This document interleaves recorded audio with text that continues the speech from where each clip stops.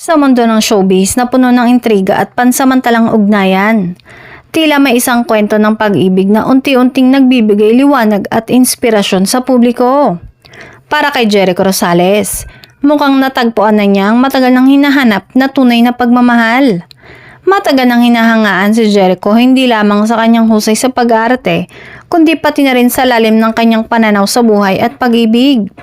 Sa mga nagdaang taon, naging bukas siya tungkol sa mga pagsubok na dinaanan niya, mga karanasang humubog sa kanya bilang tao. At ngayon, tila dumating na ang panahong muli siyang ngumiti ng may kapayapaan sa puso. Si Janine naman ay kilala sa kanyang talino, grace at pagiging grounded sa kabila ng kasikatan.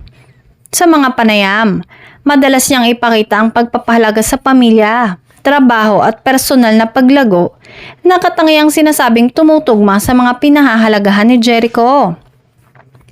Ang kanilang koneksyon ay hindi minamadali. Bagkus ito'y dahan-dahang umusbong sa respeto, pagkakaunawaan at malasakit sa isa't isa.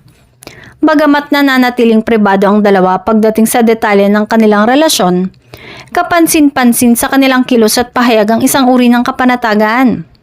Para sa mga tagahanga, sapat na ang makita ang saya at katahimikang hatid ng kanilang pagsasama.